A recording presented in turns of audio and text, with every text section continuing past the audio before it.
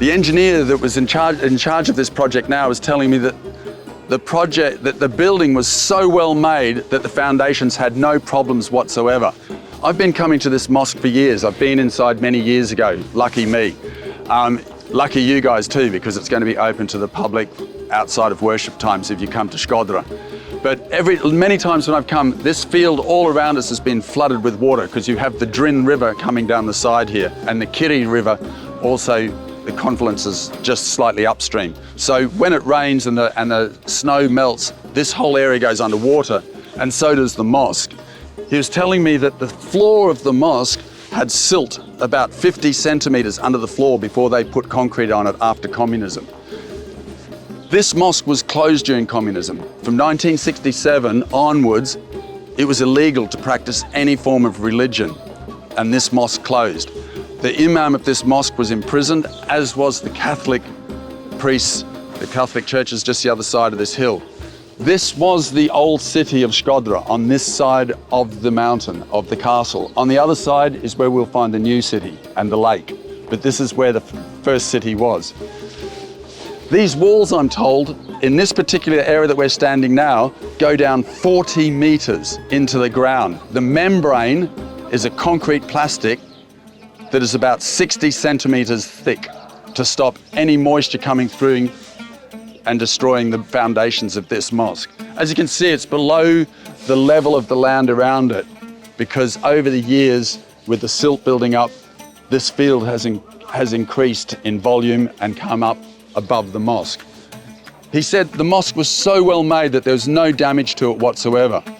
They had to rebuild the minaret because in 1967 it was destroyed by a lightning strike. Many people say it was destroyed by the communists because it's the same year that religion was banned. But the people of this community will tell you that it was actually rufe. It was a lightning strike that hit it. So they had to rebuild it. Interestingly enough, they had to use photographs to replicate that minaret. And where did they get the photographs? From the Murubi Gallery, one of the great collections of photography in Albania, which we'll be visiting later. And that's a good point to move on to that after we've been inside this mosque. Two more interesting things about this mosque.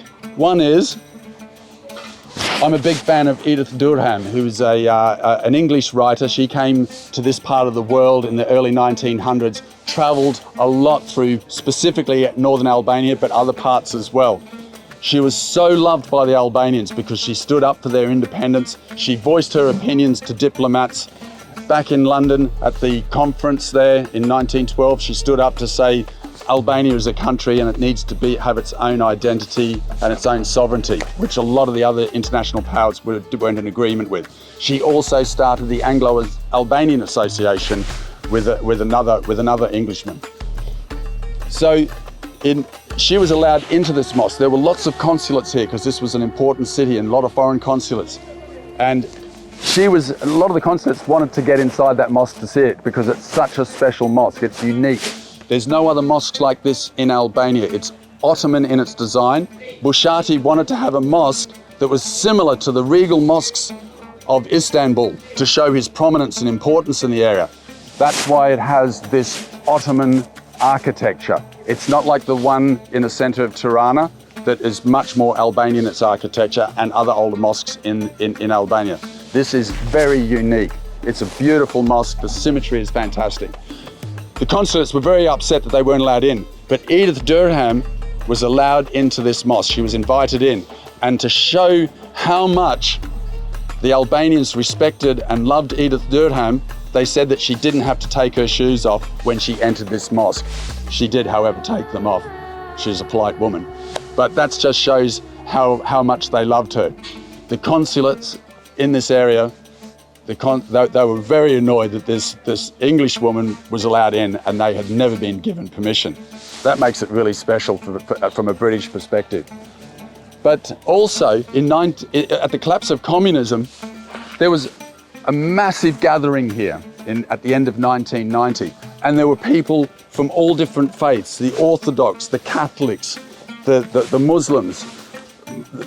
They all gathered here. And the reason they gathered here was they were excited about soon to be able to practice their religion, and they wanted to get on with it as soon as possible. So there was a big meeting here. This mosque was the place for it.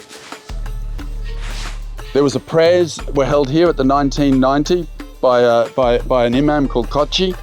He'd been imprisoned for 23 years prior.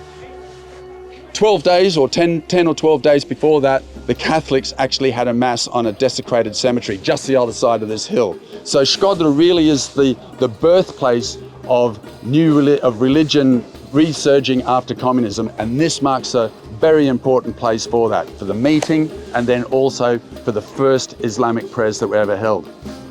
I'm so excited at what's going on here. It's just, it is an amazing place, and this is going to be fantastic when it's finished. You guys are lucky to be able to go inside this when it's finished, because to get inside, even when I first came here, it was a matter of luck. And I was lucky that day when I came and I was allowed in. So come up here to Shkodra and check this out. We're going to go inside now and have a little look at what's going on in there. And it'll be finished in June this year. Get your tickets. Let's go.